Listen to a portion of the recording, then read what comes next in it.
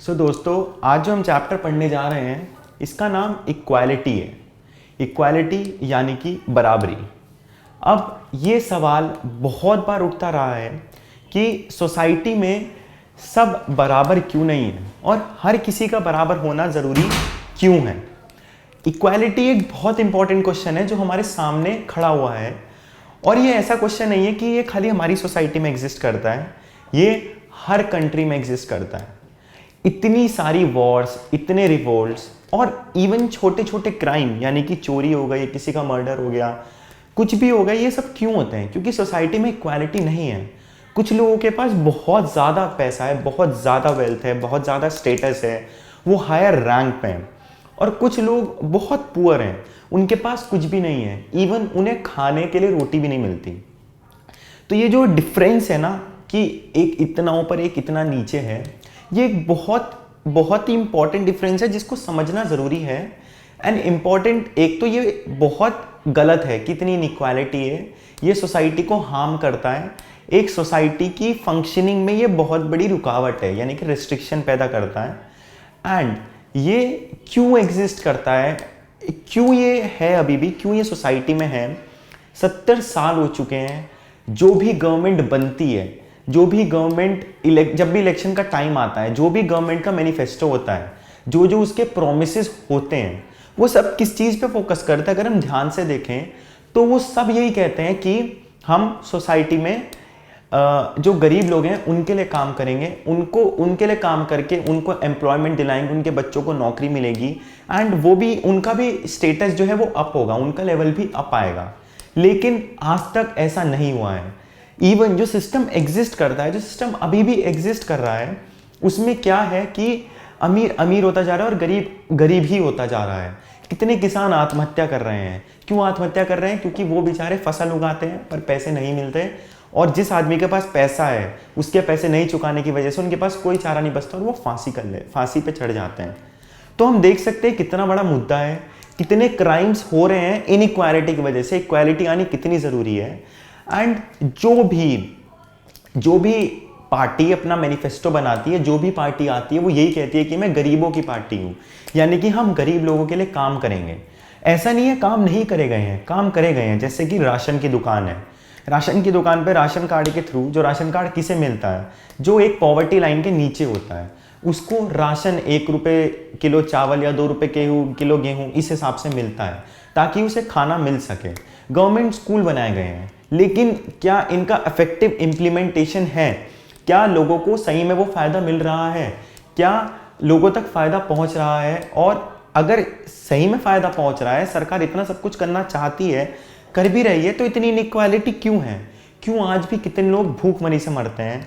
क्यों आज भी इतने सारे लोग, अगर हम देखें तो प्रेगनेंसी के टाइम पे कितने बच्चे मर जाते हैं? क्यों अच्छी मेडिकल फैसिलिटीज़ नहीं मिल पाती? अच्छी मेडिकल फैसिलिटीज़ आज भी इतनी महंगी हैं कि गरीब आदमी अफोर्ड नहीं कर सकता। तो ये बहुत सारे ऐसे क्वेश्चंस हैं जो इस चैप्टर में हम डील करेंगे। अब हमने देखा कि जो भी गवर्नमेंट बनती है वो काम किसके लिए करती है? वो अपने मुद्दे मैनिफेस्टो में गरीब लोगों का मुद्दा लाती है। और वो क्यों लाती है? क्योंकि अगर हम कंपेयर करके देखें तो सोसाइटी में वोट जो करने आते हैं वो वर्किंग क्लास, जो गरीब लोग हैं, वो ज़्यादा आते हैं क्योंकि उनकी एक्सपेक्टेशन गवर्नमेंट से ज़्यादा है, उन्हें उनकी ज़्यादा रिक्वायरमेंट है। वो सोशली, इकोनॉमिकली इतने ज़्यादा इतना पैसा, इतना ज़्यादा फुलफिल्ड नहीं है कि वो अपने लिए सब कुछ कर पाए। उन्हें गवर्नमेंट की हेल्प की ज़रूरत है, इसलिए वो वोट करने जाते हैं। और जितनी भी पार्टीज आती हैं वो उनके ऊपर अटैक करती हैं। अटैक किस तरह से करती हैं कि हम आपके लिए ये करेंगे, हम आपके लिए ये करेंगे। लेकिन जितने भी सरकारें पिछले 60-70 साल में बनी हमारी आज़ादी के बाद, ये पूरे देश में जितनी सरकारें बनी हैं, उन्होंने उतना काम नहीं किया है कि इनइक्वालिटी को कम किया जाए। ये डिफरेंस डे बाय डे बढ़ता जा रहा है एंड इक्वालिटी लाना एक बहुत ज़रूरी है। 18वीं सेंचुरी में जब फ्रांस में रेवोल्यूशन चला तो वो एक स्लोगन लेके आए, लिबर्टी, इक्वालिटी एंड फ्रैटर्निटी। यानी कि क्या स्लोगन था? Liberty, equality and fraternity. तो ये अगर मुद्दे हम ध्यान से देखें कि लिबर्टी की काम करने की आज़ादी, जो हम करना चाहें वो कर सकें, ठीक है। इक्वालिटी यानी कि 18वीं शताब्दी में ये स्लोगन उठा था यानी कि कितने पहले से बराबरी की मांग हो रही है। एंड हम लोग देखते हैं कि सोसाइटी में कितनी ज़्यादा इनइक्वालिटी है, बट हम उस इनइक्वालिटी को एक्सेप्ट कर लेते हैं। तो ये जो स्लोगन उठा था लेबर्स के लिए, वर्कर्स के लिए, पहले तो ये रेवोल्यूशन हुआ क्यों था? क्योंकि जो ज़मींदार था फ्रांस का, वो बहुत अत्याचार कर रहा था वहाँ के वर्कर्स के ऊपर। और जब आप बहुत ज़्यादा दबाव डालोगे एक चीज़ पे तो वो एक दिन फटती है। ऐसे ही ये रेवोल्यूशन उठा था। तो उन्होंने भी 18वीं शताब्दी में यही स्लोगन दिया कि लिबर्टी, यानी कि थोड़ा उनके राइट्स का ध्यान रखा जाए, उन्हें काम करने की आज़ादी मिले, उन्हें उनके काम का सही पैसा मिले। इक्वालिटी, यानी कि सबको बराबर ट्रीट किया जाए, क्योंकि अगर वो वर्किंग क्लास है तो ये नहीं कि आप उसको एक वर्किंग क्लास की तरह, एक स्लेव की तरह ट्रीट करोगे। एंड फ्रैटर्निटी, यानी कि ब्रदरहुड, यानी कि आपसी भाईचारा भी होना जरूरी है। ये 18वीं सेंचुरी में स्लोगन उठा था। ये फ्रांस की बात हुई। अगर हम अपनी कंट्री में देखें और ज़्यादा दूर ना जाएं, कुछ ही महीने पहले, 1-2 महीने पहले ही जाएं, तो दलितों के ऊपर कितने अत्याचार हो रहे हैं। ठीक है, दलित एक ऐसा सेक्शन है जो आज भी बहुत पुअर है। एक तो वो लोअर कास्ट, उसको ट्रीट किया जाता है, वो लोअर क्लास है, उसके पास बेसिक फैसिलिटीज़ नहीं है। रिजर्वेशन पॉलिसी उसके लिए लाई गई, लेकिन उसका भी फायदा उसको नहीं मिल पाता है। और वो बेचारा आज़ादी के इतने साल बाद भी बहुत गरीब है। उसके ऊपर अपर कास्ट कितनी डोमिनेंस दिखाता है। अपर कास्ट उसको वो करता है, एक्सप्लॉइट करता है, उसके राइट्स को वायलेट करता है, उसको मारता है। एंड क्योंकि उसके पास पैसा है, वेल्थ है, वो उसको अपने इक्वल नहीं समझना चाहता, वो सोसाइटी में इक्वालिटी नहीं लाना चाहता, और इसलिए वो उसको मारता पीटता है। पिछले टाइम जो गुजरात में इतना बड़ा इंसिडेंट हुआ जिसमें गौ रक्षक के नाम से कुछ लोगों ने दलितों को मारा। अगर हम ध्यान से देखें तो दलित तो सिर्फ अपना काम कर रहे थे। जो काम उन्हें दिया जाता है वो काम भी बहुत मतलब खतरनाक है, गंदा है। मतलब अगर आप वो काम करने जाएं तो ना कर पाए, क्योंकि इतनी स्मेल आती है उस चीज़ से। उन्हें गाय के, जो गाय मर जाती है, उनके कुछ पार्ट्स को ढंग से रखना पड़ता है। एंड वो मतलब उसको साफ करना, उसमें इतनी बदबू आती, इतनी गंदगी होती है, लेकिन फिर भी वो काम करता है। क्यों? पहली बात तो उन्हें वो काम क्यों दिया गया है? क्योंकि वो लोअर कास्ट है। ये माना जाता है कि जो बुरे बुरे काम है, जो गंदे हैं, जहाँ पे बदबू आती है, वो सब लोअर कास्ट करेंगे। लेदर इंडस्ट्री में जो घोड़े की चमड़ी आती है उसको धोने का काम, जिसमें बहुत स्मेल होती है, जिसमें बहुत गंदगी होती है, वहाँ पे भी सारे दलित्स होते हैं। तो दलित हम देख सकते हैं कि शुरू से मार्जिनलाइज रहे हैं, शुरू से कमज़ोर रहे हैं, और शुरू से उनके ऊपर अत्याचार किया गया है और आज भी किया जा रहा है। एंड इक्वालिटी आज भी हमारी सोसाइटी में नहीं आई है। ठीक है, हम अगर चारों तरफ दुनिया में देखें, चारों तरफ दुनिया में घूमें, हम देखेंगे कि आलीशान बंगले भी मिलते हैं, बड़ी बड़ी गाड़ियां भी दिखते हैं। लेकिन आज की सोसाइटी में अगर हम ध्यान से देखें तो बहुत बड़े बड़े अपार्टमेंट्स बने होंगे जिसमें हर किसी के पास गाड़ी होगी, और उसके ठीक बगल में एक स्लम एरिया होगा। और दोस्तों, उस झोपड़ी में कौन रहता होगा? वो मजदूर जिसने वो अपार्टमेंट बनाया है। तो हम देख सकते हैं कि इनइक्वालिटी का एक्सटेंट कितना ज़्यादा है कि वो मजदूर जिसने वो बनाई है चीज़, जिसने वो खड़ी करी है, उसको भले ही ईंट दी गई, उसको सीमेंट दिया गया, लेकिन उस बंदे ने अपनी मेहनत से, अपने खून पसीने से उसे बनाया, लेकिन वो वह चीज़ कभी अफोर्ड नहीं कर सकता, वो वहाँ रहने की कभी सोच भी नहीं सकता। क्योंकि क्या माना जाता है कि उसका काम बहुत नीचा है, वो ज़्यादा मेहनत नहीं करता, उसको पैसे बहुत कम दिए जाते हैं, और वो अपनी ही बनाई हुई चीज़ के बगल में छोटी सी झोपड़ी में रहता है, जहाँ उसका पूरा परिवार रहता है, और वो अपने परिवार के साथ रह के अपनी पूरी ज़िंदगी बिता देता है। वो एक जगह नहीं रहता, वो अलग अलग जगह जाता रहता है, जहाँ जहाँ उसे काम मिलता है वो वहाँ वहाँ चला जाता है। अब ऐसे में आप सोचिए कि परिवार के लिए रहना कितना मुश्किल है। पहली बात तो उसके पास घर नहीं है, दूसरी बात उसके पास एक प्रॉपर काम नहीं है। थोड़े समय के लिए कहीं काम मिला, उसने अपना गुजारा चला लिया, पैसा भी इतना मिलता है कि वो 1 या 2 समय की रोटी खा सके और अपने घर वालों को खिला सके। बचत नाम की तो कोई चीज़ ही नहीं है, सेविंग तो होती ही नहीं है। ठीक है, अब उसे थोड़े टाइम के लिए काम मिला, फिर नहीं मिला, तो वो बेचारा भूखा मर जाता है। वो कुछ भी काम करने के लिए तैयार रहता है और वो इधर उधर घूमता रहता है। उसका एक प्रॉपर घर नहीं है। जो उसके बच्चे हैं वो कभी पढ़ नहीं सकते। जब वो अलग अलग इधर उधर घूमता रहेगा तो वो एक स्कूल में नहीं पढ़ सकते, और उनके बच्चों को भी काम करना पड़ता है क्योंकि पैसा उन्हें नहीं मिलता है।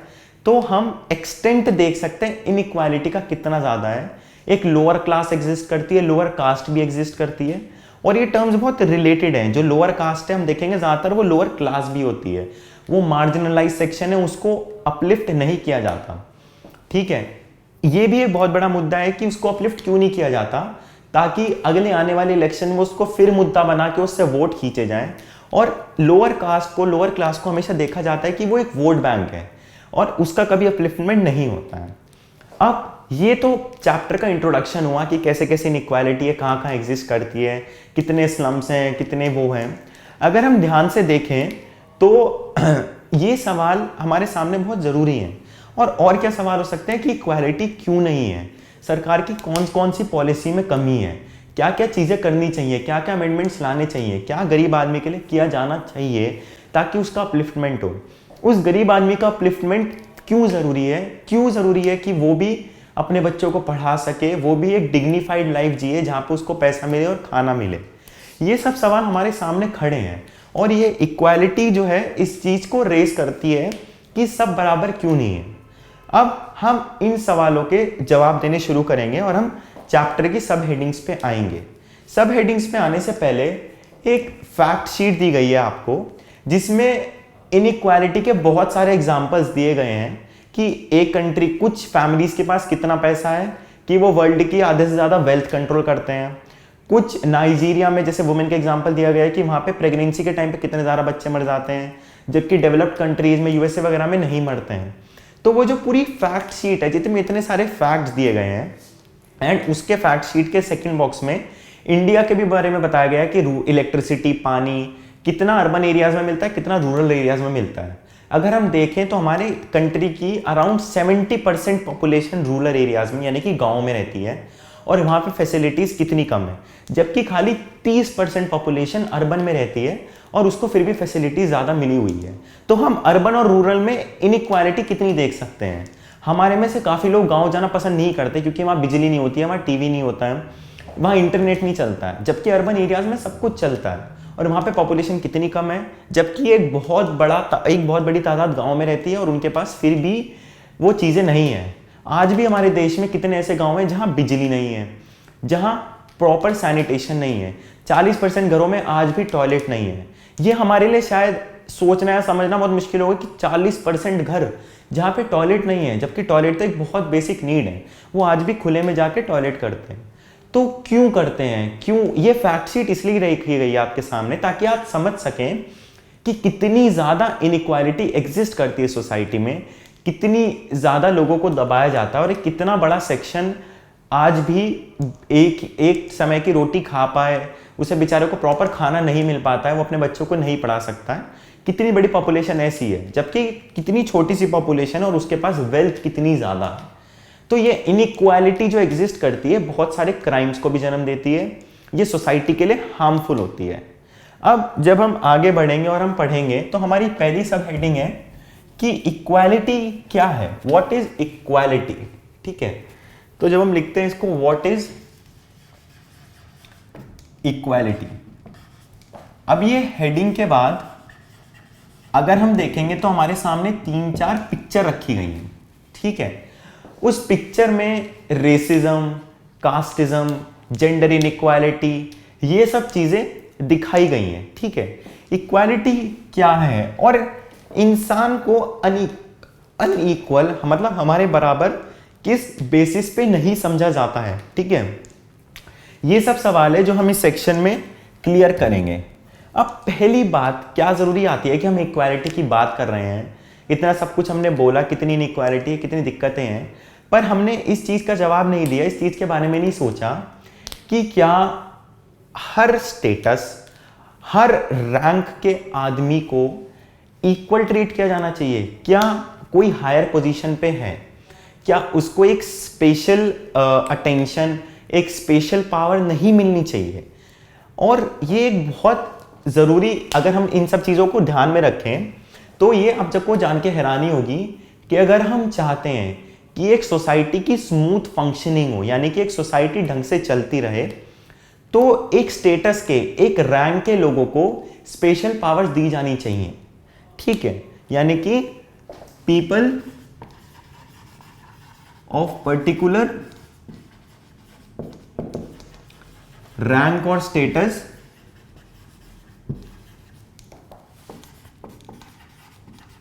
Should be given power. ठीक है, यानी कि उन्हें पावर दी जानी चाहिए, कुछ should be given special power. लेकिन ये पावर कब तक दी जानी चाहिए, ये भी यहां पे सवाल होता है कि आपने मान लीजिए किसी आदमी को हेड बनाया, और आपने उसको पावर दे दी, आपने उसको ठीक है ताकत दे दी कि ठीक है आप हमारे हेड हो, आप हमारे ऊपर रूल करते हो, और उसके पास कुछ पावर है, भले वो काम तो आपके लिए करेगा, तो उसको ये स्पेशल पावर कब तक दी जानी चाहिए? जब तक इसका मिसयूज ना हो, जब तक वो अपने प्रिविलेजेस जो उसको पावर दी गई है जब तक वो उसका मिसयूज ना करे, तब तक उसको वो स्पेशल चीजें, उसको वो स्पेशल रैंक, उसको वो स्पेशल पावर एंजॉय करने का मौका दिया जाना चाहिए, और वो कर सकता है, इसमें कोई रोक नहीं सकता। ठीक है, जब तक वो मिसयूज ना करे तब तक हम लोग उसे रैंक और पावर दे सकते हैं। ये चीज हमारे सामने रखी गई है। तो हमने क्या पढ़ा कि सोसाइटी की स्मूथ फंक्शनिंग के लिए कुछ लोगों को हायर लेवल पे, कुछ लोगों को लोअर लेवल पे रखना जरूरी है, कुछ लोगों को ज्यादा पावर दी जानी भी जरूरी है, लेकिन कब तक दी जानी चाहिए? जब तक वो मिसयूज ना करें। एक एग्जांपल के तौर पे अगर हम प्राइम मिनिस्टर को और आर्मी का जो जनरल है, यानी कि जो हाई लेवल पे लोग हैं, ये जो लोग हैं इनको special power, special protection in सबको दी जानी चाहिए। ठीक है, इनको जरूरत है इन सब चीजों की, इन्हें प्रोटेक्शन मिले, इन्हें स्पेशल पावर मिले। क्यों? क्योंकि लोगों ने इन्हें इलेक्ट किया है, और अगर हम इनको स्पेशल पावर नहीं देंगे और ये ऐसे ही घूमते रहेंगे तो इनकी लाइफ को भी खतरा है। ठीक है, और अगर स्पेशल पावर्स नहीं दी जाएंगी कि हमारे ऊपर रूल नहीं करेंगे, तो ये लोग हमारे लिए पॉलिसी कैसे बनाएंगे?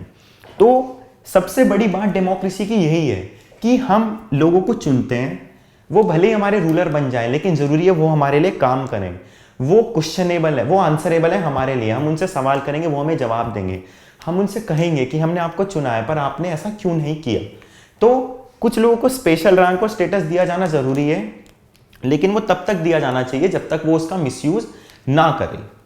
अब बात आती है कि ये जो इक्वालिटी और इनइक्वालिटी है, अगर कुछ लोगों को स्पेशल पावर देनी है, कुछ लोगों को ताकत देनी है और वो मिसयूज ना करें, तो इनइक्वालिटी तो एग्जिस्ट करेगी ना। तो इनइक्वालिटी होती क्या है? क्योंकि हमने कहा कुछ लोगों को हायर पे रखना जरूरी है, कुछ को लोअर लेवल पे रखना जरूरी है, तो हायर और लोअर ये तो इनइक्वालिटी हो गई। तो इक्वालिटी की बात कहाँ आती है? इक्वालिटी की बात यहाँ आती है कि जब एक फैमिली में, एक स्लम में कोई बच्चा है और उसको न्यूट्रिशियस फूड नहीं मिल रहा है, यानी कि उसको खाने को नहीं मिल रहा है, जब बचपन में ही उसको ढंग से खाने को नहीं मिलेगा, तो वो उसकी जो बॉडी है वो ढंग से शुरू से ही नहीं ग्रो करेगी और बहुत सारी बीमारियों से अटैक करेंगी।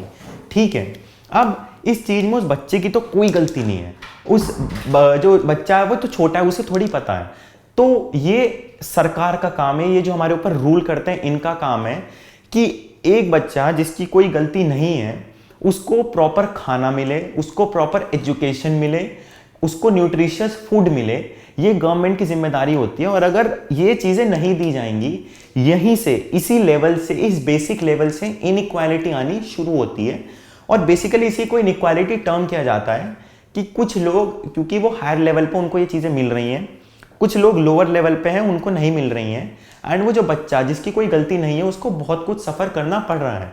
जबकि हमें ये समझना चाहिए कि क्योंकि वो बेचारा ज्यादा कुछ, उसकी क्या गलती है, वो छोटा है, वो एक गरीब परिवार में पैदा हुआ, उसकी कोई गलती नहीं है। तो ये गवर्नमेंट की, हमारे रूलर्स की जिम्मेदारी होती है कि वो उसको खाना दे, उसको बेसिक रिक्वायरमेंट्स प्रोवाइड की जाए। ठीक है, ये जरूरी होता है। अब इनइक्वालिटी बहुत सारी तरीके से आती है।